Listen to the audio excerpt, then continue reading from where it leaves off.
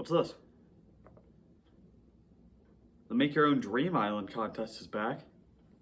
Well, it looks like it's time for Quarantine Island to become a reality. Hello everybody and welcome to another Dimension Bros video. So like I said, the Dream Island contest is back, which is pretty old news at this point, but it's not too late for me to talk about it, so that's good. I want to talk about villains today. How to make a good Poptropica villain. What makes a good Poptropica villain. That way, when you start sending in your submissions, the villains are good. And when we get an island, the villain is a good villain. So yeah, that is what I want to talk about today. But first, before we do that, Theo has asked me to tell you guys, so probably around January-ish, Theo's going to make a video ranking subscriber Poptropicans. And we want to gather your Poptropicans. So if you go to the comments below, there's a pinned comment with a link to a Google form that you just got to quickly fill out just to tell us what your Poptropican's name is, send in a picture of it, a little bit of its backstory if you like to write your Poptropican's backstory, stuff like that, so that we can just have like a fun video of Theo talking about our subscribers' Poptropicans. So yeah, if you want to participate in that, link in the pinned comment below. So, let's talk about how to make a Poptropica island. No, Poptropica villain. So I will be taking some of the inspiration for this from the island creator kit, but not much. There's only like 2 pages about villains, and they're both like 2 sentences long. So that's only kind of helpful. So yeah, I have kind of a step-by-step thing to follow to create your own Poptropica island. First, I'm gonna go through it with just examples from Poptropica, and then after I go through the whole step-by-step list, we're gonna do it with a villain of my own creation that we're gonna create right now in front of you all. No pre-planning.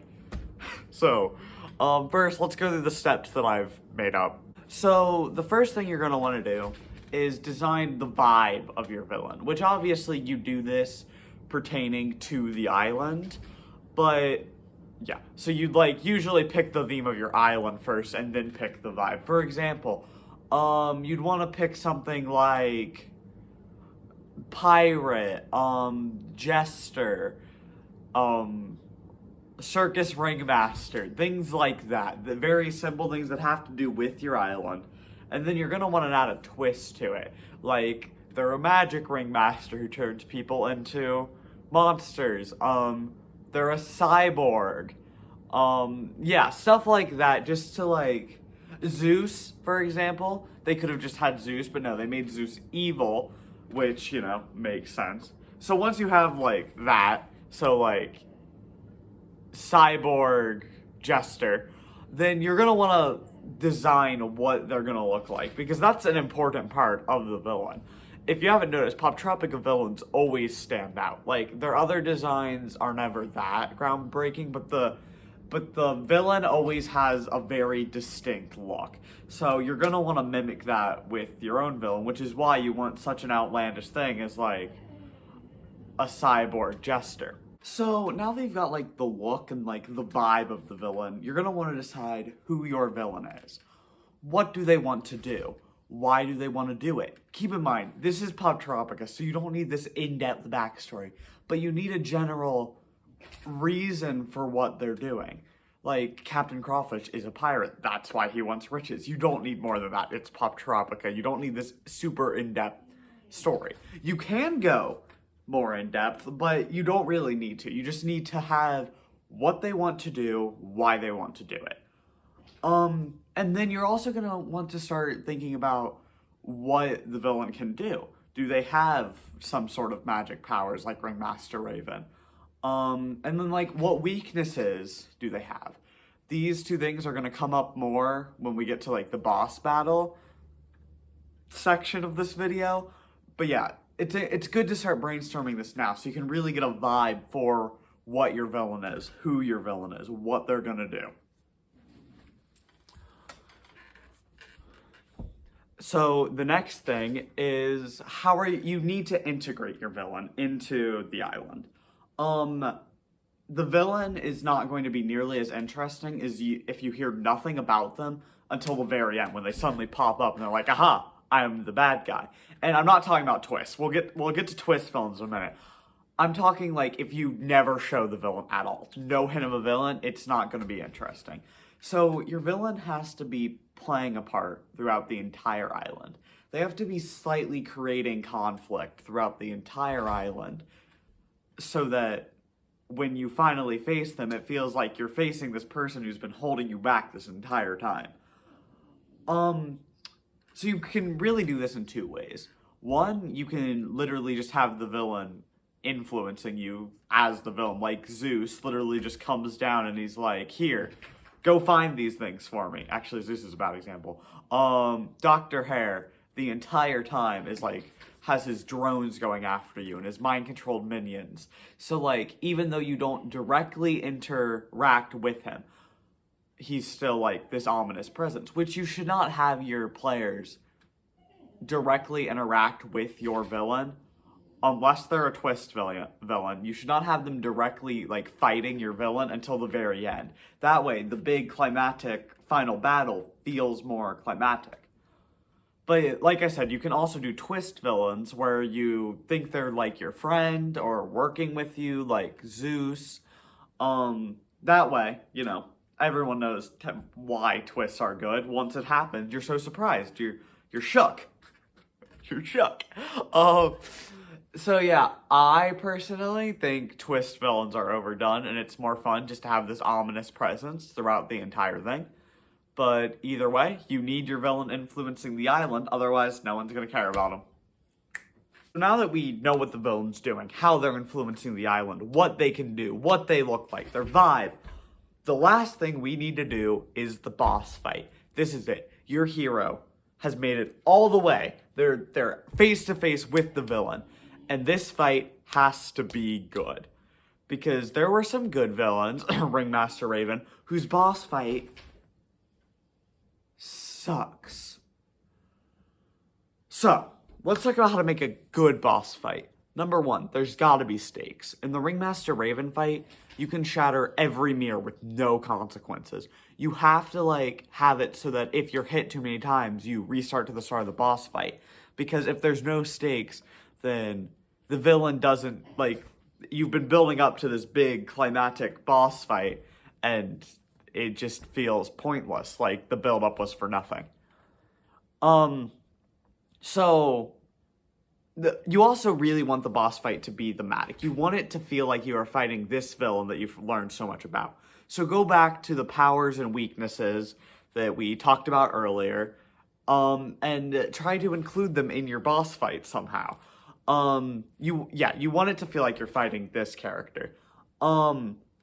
Something a lot of the islands do is either A, have you not controlling yourself, or B, have you gain extra powers, which is a really good way to make the fight memorable. If your Poptropican has new abilities, such as Flight in Superpower Island, the Amulet in Twisted Thicket, the Power of the Gods in Mythology, stuff like that just makes the fight so much more memorable because it lets you do these things you couldn't do before. You feel like you couldn't have faced the villain earlier, but now that you've gained this new ability, now that you're more powerful, you can face the villain and finally come out triumphant. And then of course, one of the main things to do with any boss fight in any game is the rule of threes.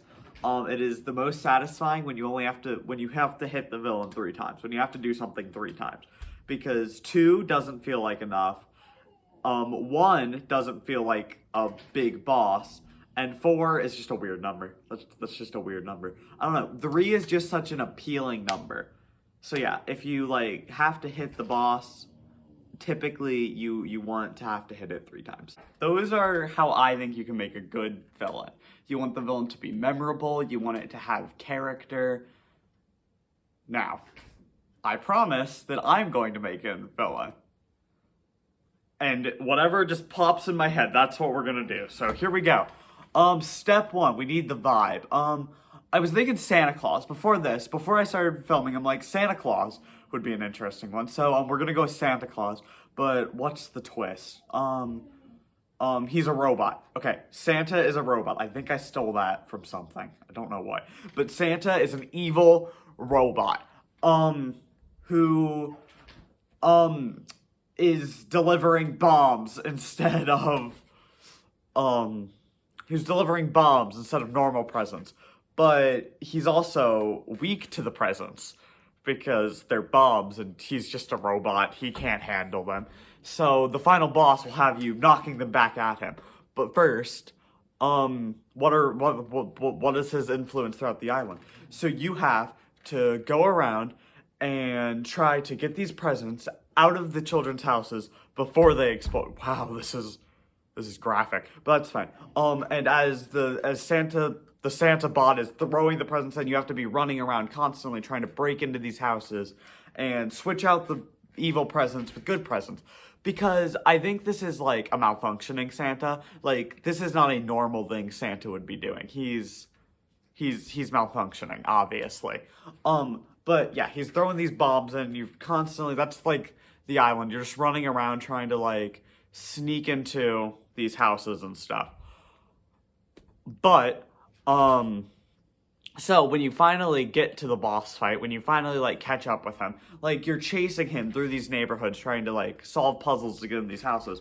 He eventually just crash lands, and that's when the boss fight starts. So he's hurling bombs at you, and you gotta like knock the bombs back at him to like explode him, I guess.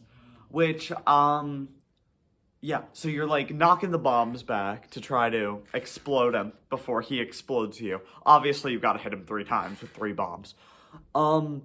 Yeah, so that's my epic Poptropica villain idea. I'm not submitting this to the creators contest because I came up with this in 2 minutes and 30 seconds. So yeah, I hope this helps you design a good villain. Throughout this entire video, my dog's been in the background aggressively shaking her head. So if you've heard like the jingling, that's like her collar going crazy when she aggressively shakes her head. So yeah, that's what that noise has been. Yeah, I hope you guys enjoyed the video. Make sure if you want to be in a future Dimension Bros video to go to the pinned comment down below and click the link and fill out the forum so Theo can judge your Poptropican. If you do design a villain using like this general steps, which I am pretty proud of. I did a few practices of the making up villains, which some of them ended up pretty funny. I might share them on the Dimension Bros Discord. You should go join. Go join the Dimension Bros Discord server. I'm supposed to plug it in every video. I don't get paid unless I plug it. So go to the description. It's always in the description. Join the Dimension Bros Discord server. We'd love to have you. Yeah, so that is the video. I hope you all enjoyed. And hopefully Santa does not become an evil bomb-throwing robot this year.